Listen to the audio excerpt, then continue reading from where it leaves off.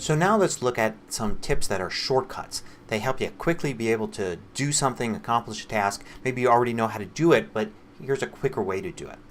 So one of the things I like to show people first is the ability to use the Help menu here. And you click on the Help menu and you think, oh, you can bring up documentation on whatever it is you're doing, whatever app you're using, and you can search for documentation. But there's a much more useful thing you do with search. You can search for menu items. So for instance, let's go into text edit here and notice that I can look through things like the format menu. You can see how many things there are in the format menu here. Maybe I don't remember where something is. Where is the ability to make something subscript or superscript or something like that? I go into Help and immediately that cursor is blinking there. So I can just click there and start typing. So if I start typing super, you can see baseline superscript shows up as a menu item. I can actually move my cursor over it and it shows me where it is. Font, baseline superscript. And I can click on it here instead of clicking on it down there. Now it's even better once you realize you can do the command key and the key with the question mark on it. It's actually the slash key. So command slash will bring it up, bring up this Help menu here. I'm sorry, command shift slash, because it's the question mark you're supposed to be accessing.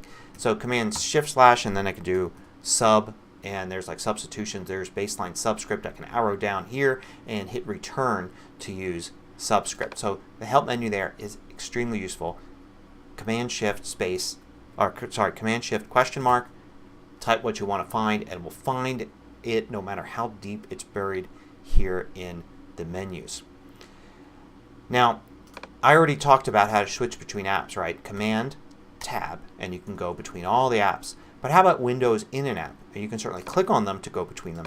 But if you command and then use the tilde key, which in the American keyboards is the key right above the tab key. Command and the tilde will switch between windows inside of an app. It's really handy, especially if you're working with a bunch of documents or a bunch of windows in Safari, some things like that. Now I mentioned hot corners. So what are hot corners? We'll search for it here and you can see I actually can get to it in a few different ways. I'll go into desktop and screensaver and there's a button that takes you to hot corners. Hot corners gives you commands you can issue to 4 different corners of the screen. And what happens is when you put your cursor in that corner and wait for a fraction of a second, it will do one of these things like start screensaver, start mission control, go to launchpad, or put the display to sleep. I always set my Macs so the bottom right hand corner is put display to sleep. And that means all I need to do when I get up to walk away from my Mac is I just use my mouse or trackpad and swipe down to the bottom right so the cursor's all the way at the corner and it will immediately put the display to sleep. Hot corners are very useful for that purpose and you should just check out what those are and maybe try them out because it's definitely one of the shortcuts that I use throughout the day. Now you can also create keyboard shortcuts and no doubt that's what most people think of when they think of shortcuts. If you go to System Preferences, go to Keyboard, there's a whole section here for shortcuts. And you can see all the shortcuts that are assigned for various different things that you can do. For instance, we saw screenshots. There were shortcuts there as well. If you click on the shortcut, you can actually modify it. You can click on it and then you can type the key and it will become a new shortcut. You can also turn these on or off if you want to disable a shortcut because maybe you find you're triggering it by accident. In addition, you can do something called app shortcuts and you can create your own. So you can hit the plus button, specify which application or all applications for that shortcut, then type the exact menu name. So for instance, if I look at the menu here, I could see Customize doesn't have a shortcut under View. I can type Customize and then 3 periods and that will become a shortcut for System Preferences, View, Customize. Let's try it. And I'll do Command Shift Option T and hit Add.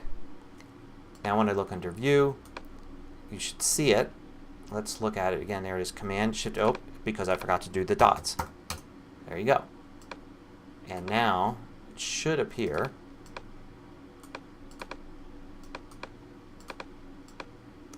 There it is. It took a few seconds. I had to leave System Preferences to go back in. Now you can see that's a keyboard shortcut. Let's go back into keyboard shortcuts and you can see I can easily select this and then hit the minus key to delete it.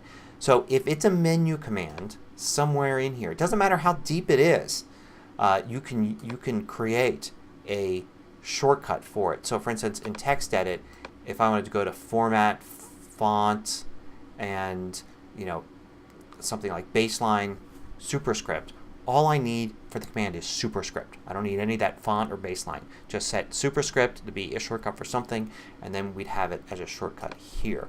It's very powerful, and it's a great way to customize apps. It works across any apps that use a menu bar, which is just about everything except maybe some games or something like that.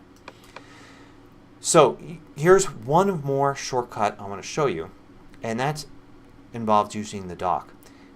Sure, you can click on the dock to jump to an app. So here I'm jump to TextEdit, here I can jump to Calendar, but you can also control click on the icon there in the dock, and you can see documents. You can see here are the 3 I have open, so I can jump right to one like that. And you also, in the case of TextEdit, are able to see recently opened documents.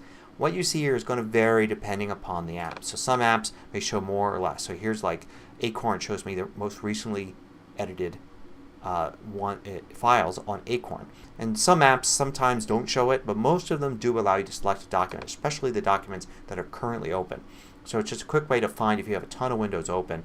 Go to the app, control click, and then you could find that window that you want.